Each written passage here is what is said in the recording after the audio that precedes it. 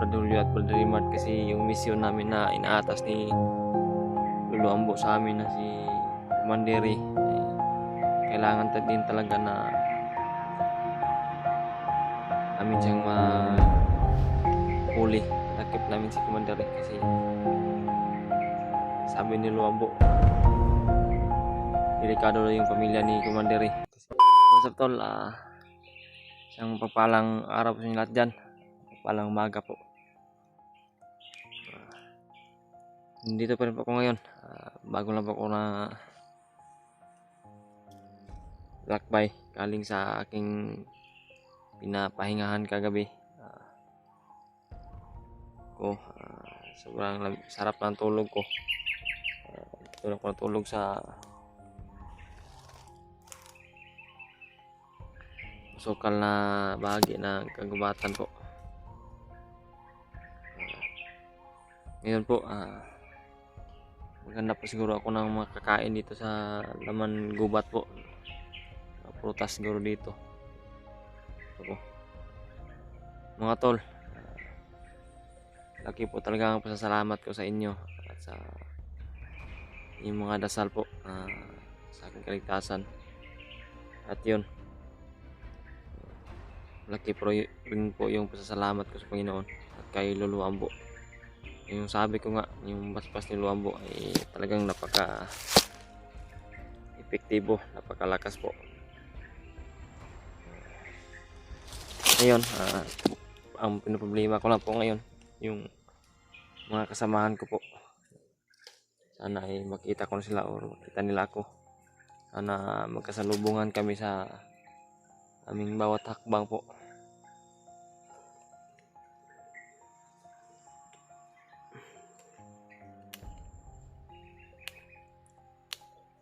Maraming salamat din sa mga nag-abot ng informasyon na si EJ ligtas na po pala. Niligtas daw ni Pidot, ni Brad Pidot. Salamat po ako kay Brad Pidot kasi nakita sila ni EJ at niligtas niya po si EJ. Di ko po makita yung video. Sinishare nyo sa akin kasi wala pong load. Mamaya siguro baka may dating na load po kasi hingi ako ng load po sa aking taga-suporta din na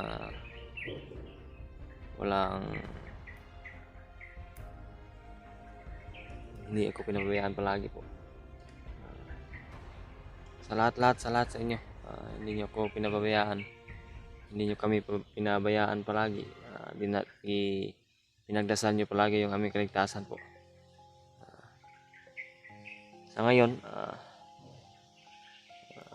maya po ay maglalakad ako, patuloy ako sa aking paglalakad po. Hanapin ko yung mga kasamahan ko, saan man sila banda. May nagsabi din na si Mikoy ay magkalapit lang daw kami ni Mikoy at nila EJ po. Subukan ko po kung totoo nga ba na magkalapit kami. Subukan ko po na maglakbay, hanapin ko sila. Sana makakita rin ako ng signal na malakas po kasi hindi ako na location sa kanilang lahat, sa mga kasama namin, kay Brad Buds, kay Brad Rimard, Brad Julio, kay EJ at kay Mikoy.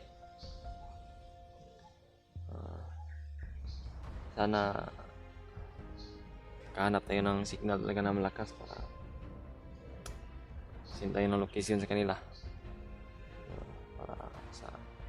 para magkasama-sama na kami. Sana ligtas na sila palagi po.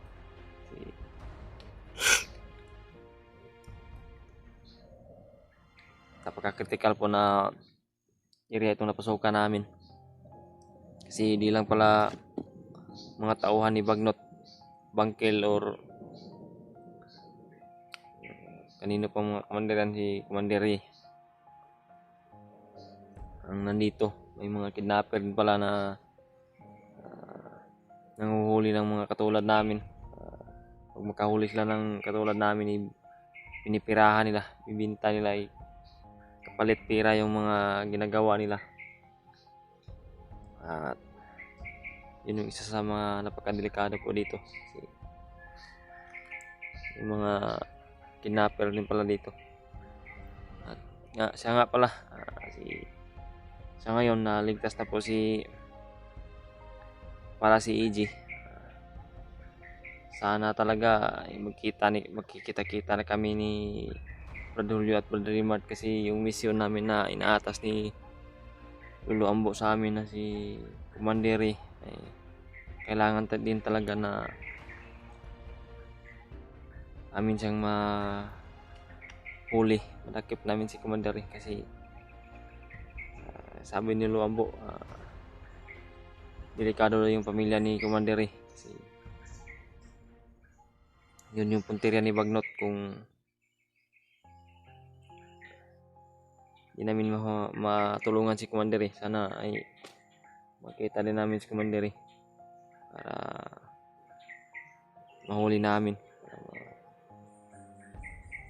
dakip namin at dali namin siguro kay Lolo Ambo siya kung mahuli namin.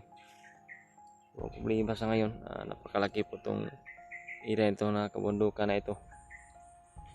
Talagang napakahirap po, di madali na ganun ang sitwasyon. Kailangan talaga na magtiyaga, magplano kung ano yung dapat gawin sa bawat hakbang po. Kasi dito talaga napakalaki talaga, napakasukal talaga ng bundok na ito. Ngayon ay sabi ko po mga tol, patuloy po ako palagi sa paghahanap sa aking mga kasama. Hahanap din ako ng pwede na makain ngayon para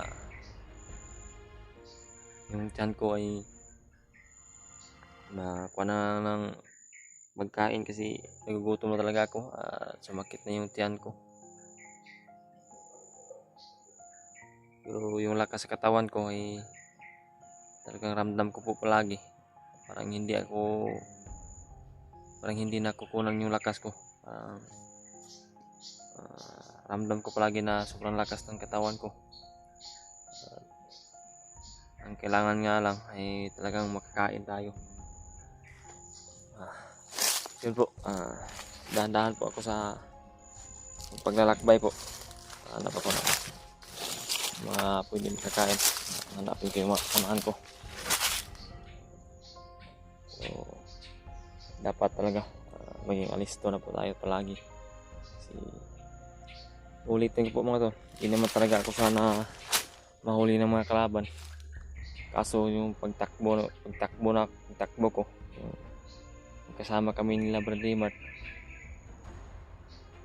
naaktuhan lang po na nahulog ako sa butas, bangin. Kaya yun, hindi na ako nakagalaw pa. Yun, hindi na lang ako nanlaban, kasi alam ko naman sa sarili ko na kaya ko sila. Kaya kong tumakas, kaya ko silang labanan. Kasi yun, malas na talaga nila mga tol. Kasi umagat sila sa plano ko, umagat sila sa aking pagpapanggap po.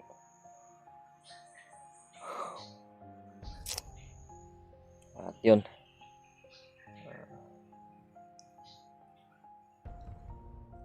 sana ay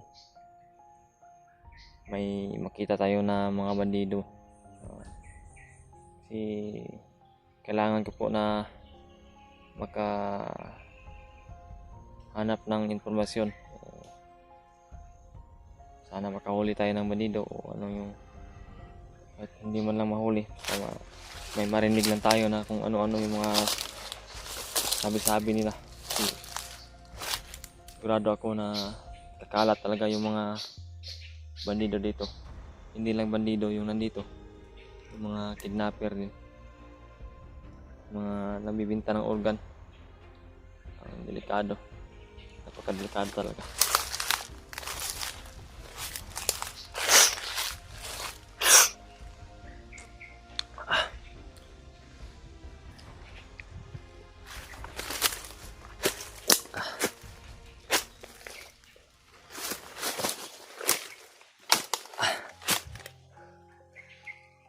Talagang dandahan lang po tayo. Ito. Dandahan ako palagi. Kasi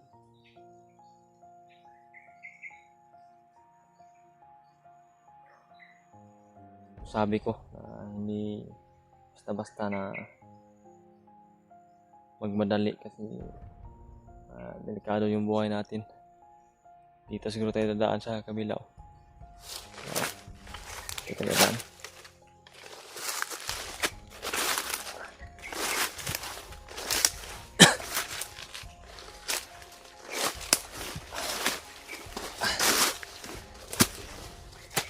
Hindi ko mapakali ngayon. Kakaiba akong naramdaman dito mga tol.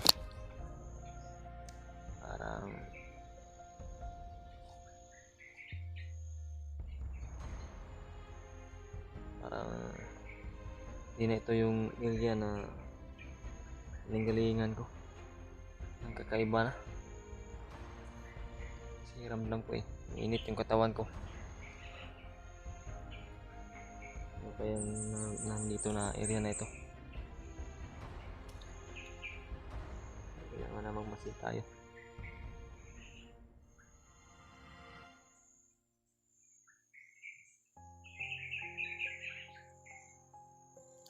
Parang di lang kalayuan to sa naroroonan ko kahapon. Pwede siguro mga tol, babalik ako sa aking pinagdaanan. Kaiba yung naramdaman ko dito. Parang may kakaibang mga enerhiya dito sa area na ito. Maya maya babalik tayo sa aking kinaroonan kasi ang kakaiba talaga yung pakiramdam ko.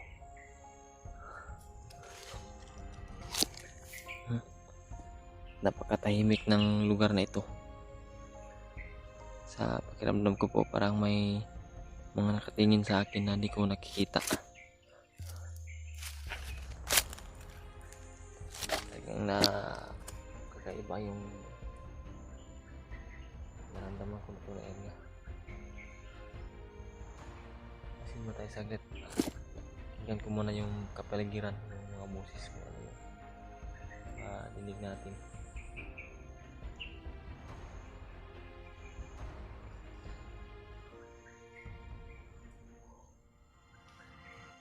Pwede tayo balikan ko po yung pinag-uruunan ko.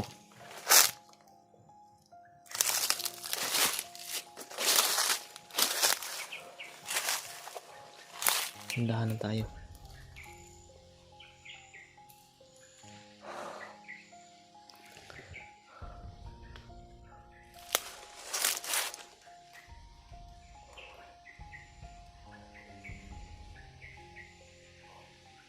Wala naman tayong mga narinig.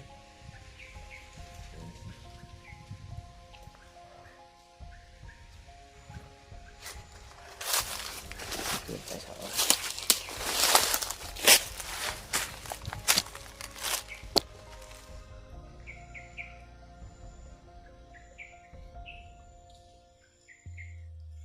dahan pa rin tayo mga tol. Tingnan ko po kung anong oras ngayon.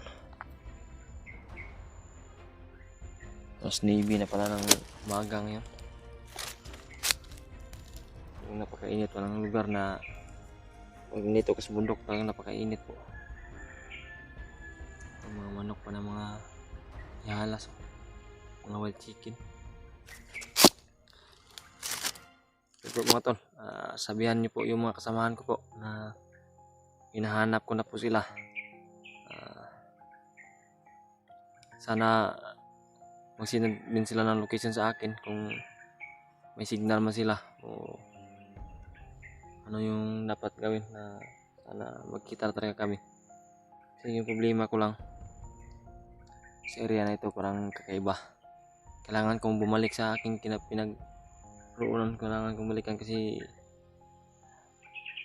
dito ramdam ko yung tahimik na parang kakaiba. Di ko matukoy kung ano yung naramdaman ko kasi hindi mapakali yung aking isip ba. Parang kakaiba talaga dito. Hindi na to yung area na pinanggalingan ko. Kakaiba na ito. Kailangan kong bumalik doon sa area kung saan ako nakip para kasi doon kami nagkahiwalay ng Labrador at Julio.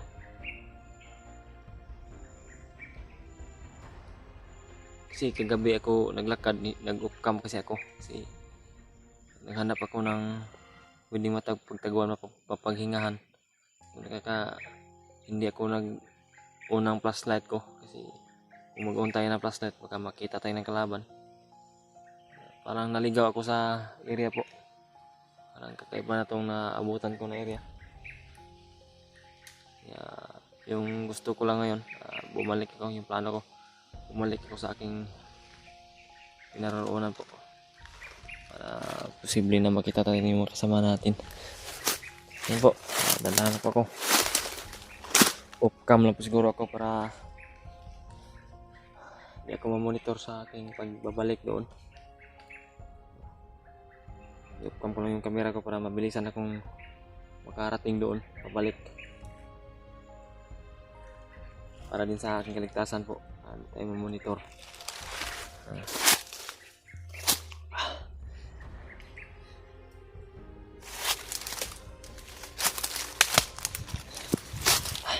Ito na daan.